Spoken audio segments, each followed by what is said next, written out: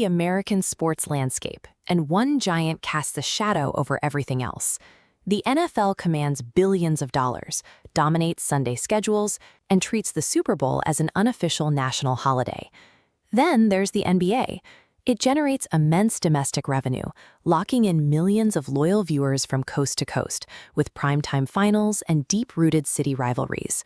Meanwhile, the most popular sport on the planet operates on the periphery here.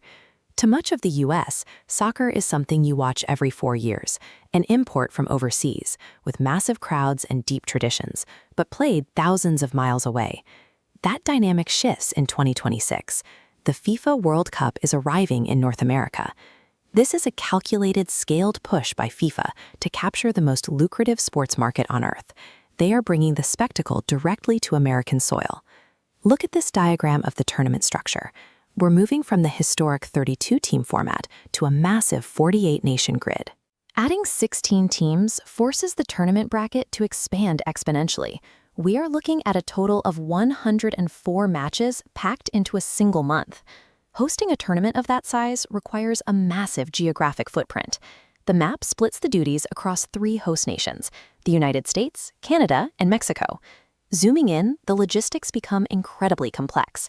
The games are dispersed across 16 specific host cities, requiring teams to cross multiple time zones, from New York to Los Angeles.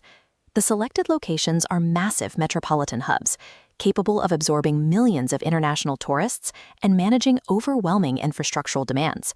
Between the sheer volume of 104 games and the continent-wide spread, the event guarantees absolute saturation. Every screen, bar, and stadium will be locked on the tournament. But there's a physical hurdle to clear first. Existing football stadiums are built for the NFL and must be strictly retrofitted with FIFA-compliant grass pitches. These are colossal, 100,000-seat venues designed for American football, now serving as the battleground for a completely different sport. Stepping onto that newly laid grass is a generation in transition.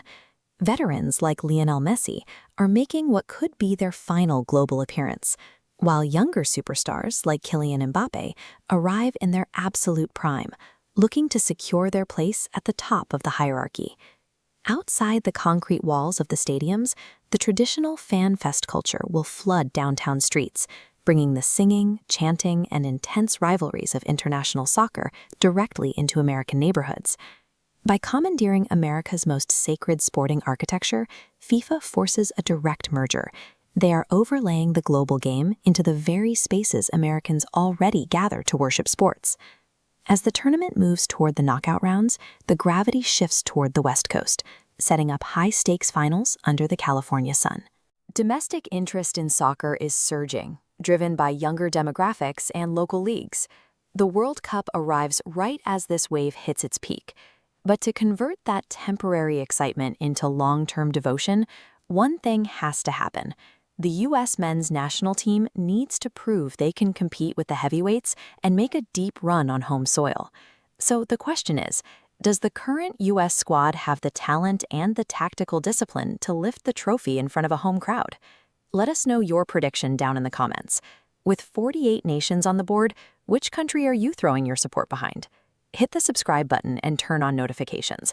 We will be tracking the logistics, the rosters, and the road to the final all year long. 2026 is the ultimate stress test.